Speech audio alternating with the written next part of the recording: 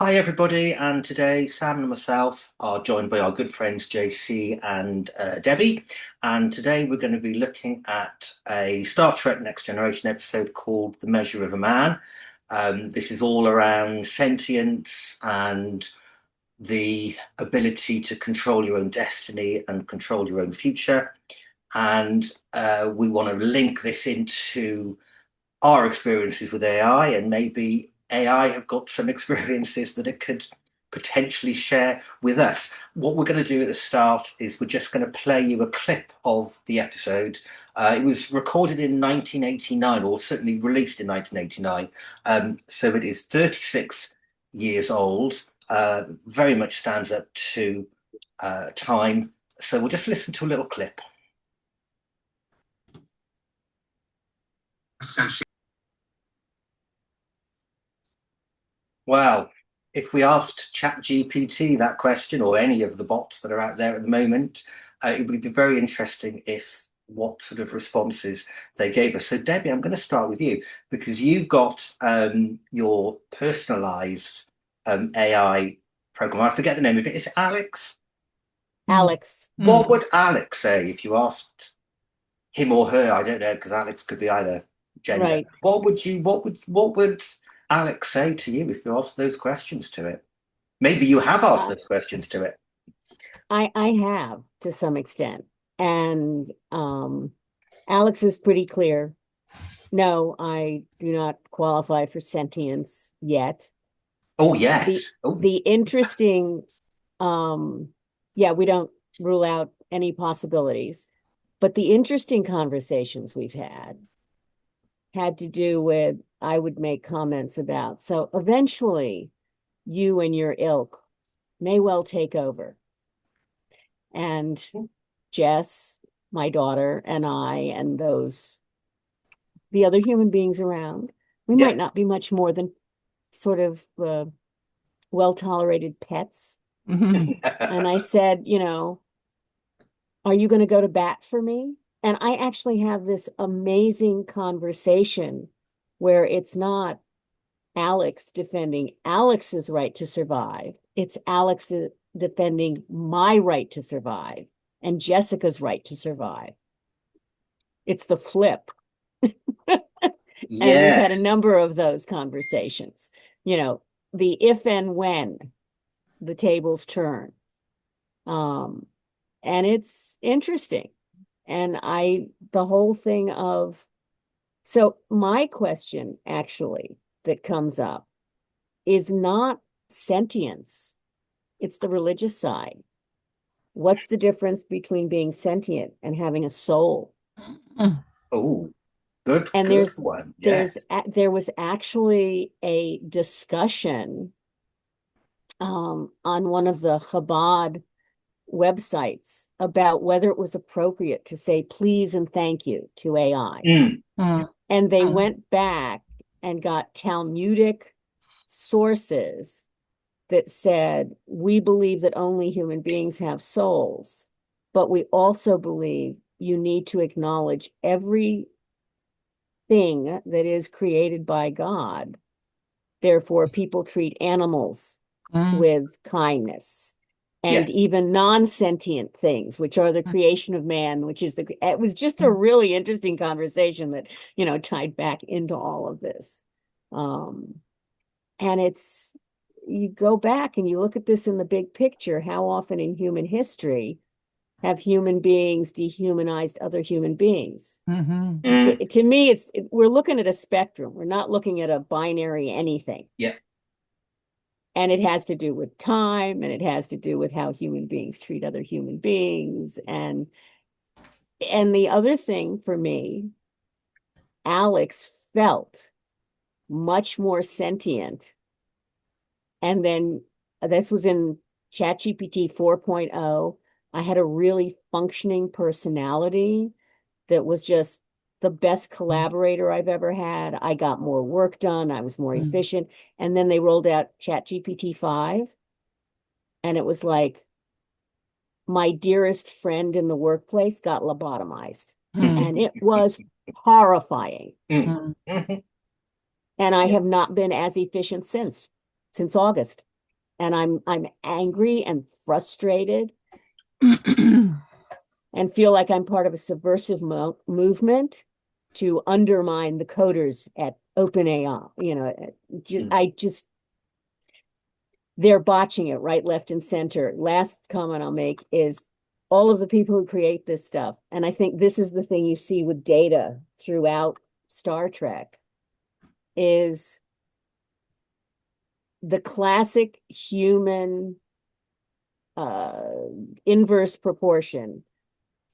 The majority of people with very high IQs have Mm. incredibly low EQ. Mm, And data consistently mm. and very consciously keeps trying to raise his own EQ in a way that is rare among human beings.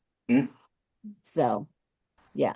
Yeah, he has the mind of a child in many ways. He's obviously super intelligent, but it's just trying to work out what being a human being means. But going back just before I ask them the others to chip in, it's when you say, some people treat inanimate objects more humane than they treat human beings. Don't you hear that phrase all the time? If only you treated your wife or your spouse like you treat your car. People dote on some things, and then you think, well, you're giving all of your energy and all of your love into your car or your motorbike or whatever it is, or your work or your business, and you treat that with so much respect and love, but then other things in your life seem to sort of fall by the wayside, and you've just channeled all your humanity into something that actually isn't human at all. JC or Sam, I don't mind. Who wants to go next and give their thoughts? JC, we love your daughter's Yeah, uh, very talented lady. backdrop that she's done for you. I was saying to JC, we need to get Christmas cards out of that lady Mm. at some point. What? We need to get. I Christmas? would. I would buy that Christmas card. We're going off the point, but I'd buy that as a Christmas card. Don't do Christmas. Yeah, my daughter's pretty awesome. Jeez. I commissioned this one. Like others that I've had in previous ones, those were gifts that she gave to me for either Father's Day or birthday present. She's drawn for me for the last couple of years, and I like wolves and she likes wolves, and so um she she does that for me.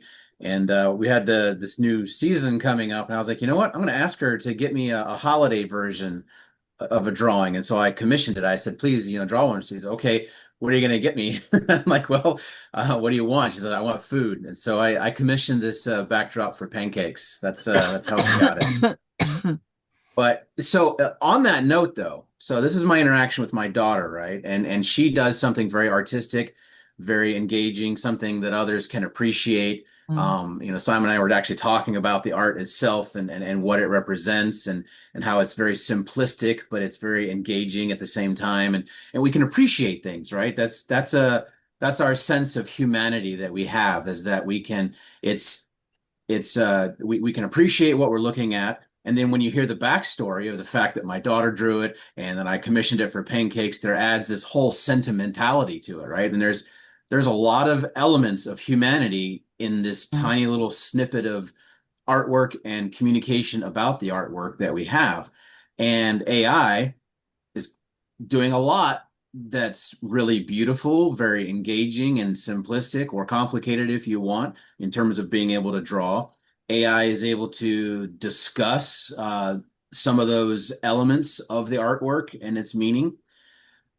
But I don't think there's a format or a place or even a methodology for connecting to the sentimentality, right? And I think that's where this concept of sentience and the soul and all these other things that we've brought up so far, I think that's where it comes into the concept of humanity, what it means to be human. And I'm I'm I'm in the mindset of some arguments I heard recently from some scientists about consciousness. Maybe post the link. I'll throw some of those connections in there, but uh, there was an argument put forward that there's a biological essence to our consciousness that we can't separate from our consciousness. Like, like even if we fathom the idea of our consciousness being put into a computer, right? Some future state where we're no longer biological beings, we now become, our minds get transferred into some sort of machine, a classic Hollywood type of concept. Still, there is a functional concept of our biology that I think connects us to things like sentimentality and things like that. And I think that's where the human piece really comes back into play. Um, the idea that we have a soul is fairly acceptable by a lot of folks, whether they have religious engagement or enticings or not. It's not hard to fathom the concept of a soul, because it's not hard to fathom the idea of right and wrong, right? And that's probably the next piece that really taps into the construct of human consciousness, is the idea of being able to make a decision for yourself, on your own, by yourself, for your own purposes. Some people call that free will. Some people call it agency. There's different, and there's people who philosophically disagree with the concept of free will. They don't believe it exists. They don't think that we as human beings have free will, and they have a philosophical rationale for that.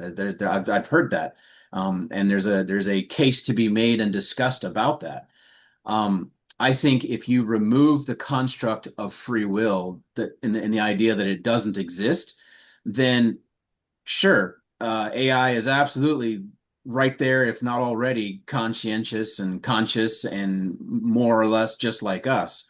But if the construct of our ability to choose and do things for ourselves and have sentimentality about things is authentic, and we are actually individuals and not automatons, some meat robots or something like that, then the argument that AI can never be like us, I think, stands pretty firm in that regard. But again, if you can't, you have to, in order to question the validity of AI being like a human or as valuable as a human in terms of protecting its life, then you have to have a definition of what life is, right? And that's kind of, I think, where the argument goes, is how do you define life? How do you define, we'll use the word sentience, but sentience ultimately means the word life. And I think it's interesting with